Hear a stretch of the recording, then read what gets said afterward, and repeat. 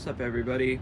I just wanted to do a quick video about my thoughts on Dragon King and Hanwei, and just kind of highlight a couple swords I have by them that I think are really nice and pretty similar. Starting off, we have the Dragon King Savior Katana, which features a Fudomyo deity theme. It's got a Buddhist sword here and here. Features a large seppa and a nice habaki. The fit is excellent, doesn't rattle, nothing like that. The blade is a T10 blade, clay tempered with a nice polish on it. So you can see the hamon has a really nice kind of look to it. It also features a really cool blood groove that's really deep, and a Chu Kasaki instead of an O Kasaki or regular size. So it's a small Kasaki, the tip at the end. It's very loud. The Tachikaze on this thing is very, very loud. So not only is it good for cutting, but it is also an excellent Iaido tool. So you can use it to kind of see if your edge alignment is right or wrong. One thing about this blade is it is pretty unforgiving in the cuts. If your edge alignment is wrong, it will tell you and you will make a bad cut. So in that respect, it is definitely not a beginner's sword. I would say it's a good one if you've been cutting for a while, or you want to get something you can do EI with and cut with at the same time. This would be a great tool to use that for. It's very light. I forget the exact pounds, but it's very easy to maneuver. It's a 30-inch blade, which on their website it says 28.5, but mine was quite long, which I'm not complaining about, because if you know anything about me, you know I love massive swords. The saya is awesome. It has a bullhorn, koiguchi, and koigata. Came with a just standard kind of sageo. It is the nicer kind. It's closer to the Japanese style kind. It's not as nice, but it's much nicer than the crappy shoestring that they put on some of them. That's one thing I appreciate about Dragon King, is I believe all of them come with an actual sageo that you can use. The seppa are cool because they match the, not the seppa, these things. I forget what they're called. Anyway, they match this really well. Overall, the presentation on the Dragon King Savior is fantastic, and I think it's a really good sword, and if you can find it for cheap, I would buy it. I think it's also just a pretty sword in general, so it looks really good. Another thing that's nice about it is the Ito came rock solid, like impossible to move, which is amazing, and if you're going to use it for practice, it's definitely a sword I can 100% recommend. You don't have to do any sort of lacquering or any kind of things like that to it, so out of the box you could use it to cut. So if you were a beginner, I would say maybe not this sword, but at the same time it is a very good sword, so it'd be a good one to invest in to get you started. Going up to here, this is the Koi Katana by Hanway.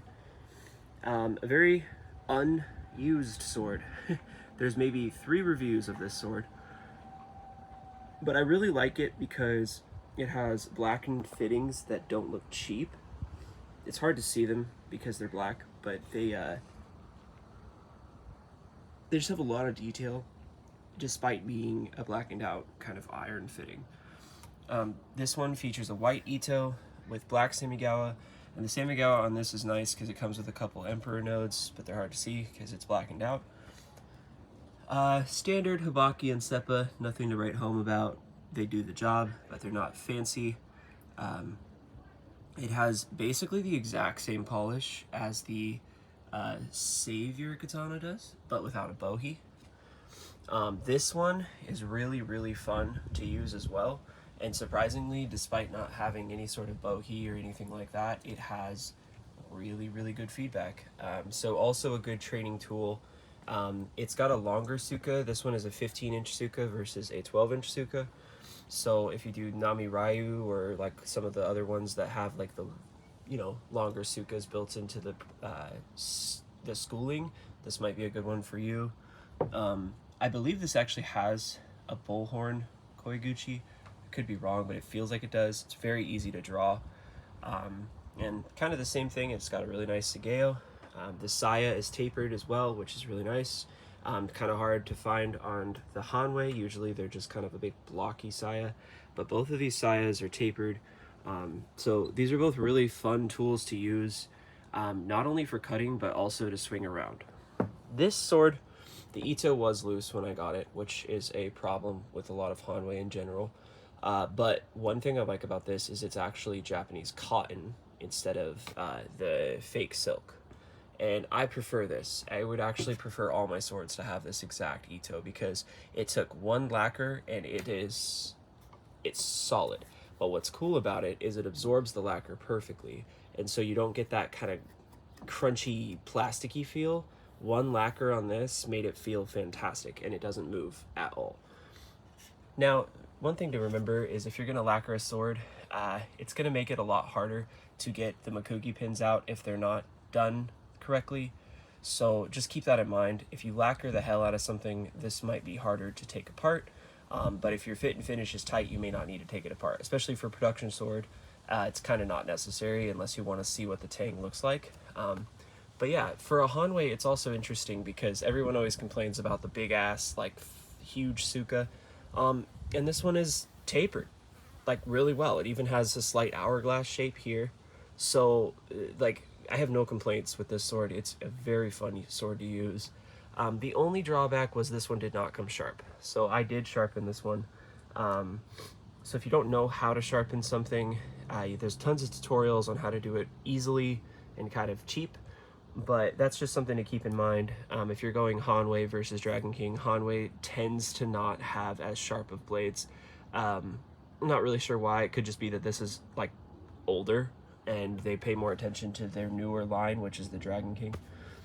From what I understand, Dragon King's Forge is going to take on Hanway models, so you might see this model get revamped, or it might go away completely. So that's something to think about if you're interested in this particular model. But overall, I am a huge fan of this brand.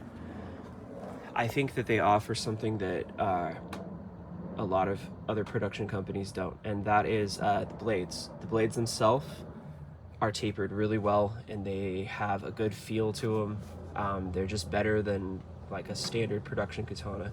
And I think that's what you pay for. When you pay a higher price for these, it's not necessarily that the fit and finish is like the best thing in the world, though with these two I lucked out and they're fantastic. But the blade itself has a certain feel to it that's hard to describe. They do more tapering, so it means like the end at the bottom part is big and then it gets thinner at the end. They do that for a lot of their blades, and it just makes them maneuverable and easy to use. And I just feel like they're a cut above a lot of other companies in that respect. So if you're someone who likes to use your swords a lot, I recommend these swords because you can cut with them, but they also are very fun to train with. A lot of times if you get a Hanway, they're heavy, so you can use them to strength train, you can use them to kind of get used to a beefier blade. And like a lot of these, you can cut bamboo with these. They're T10 blades, you can cut tatami with them. Like you can kind of throw a lot at these blades because they're tempered really well. The clay tempering is just excellent. And this is my favorite kind of polish if I'm gonna get something like a production tool steel. Just a nice, realistic looking polish. It feels like a real sword. It looks like a Japanese blade. It's not trying to do too much, but it's functional and pretty at the same time. So yeah, that's my thoughts on Hanway and these two swords. I hope you enjoyed the video. Hopefully that helps you if you were considering buying either one of these. There's barely any reviews on either one, so maybe that helps you make the purchase. I've been extremely happy with them and I highly recommend them, but I definitely recommend to go to other retailers, not Hanway's actual site, because these, for what they are great, but on their actual site are pretty overpriced. You can usually find them on tons of different retailers like Cult of Athena or Amazon even. So hopefully this video makes sense to you and you had some enlightenment on these two products.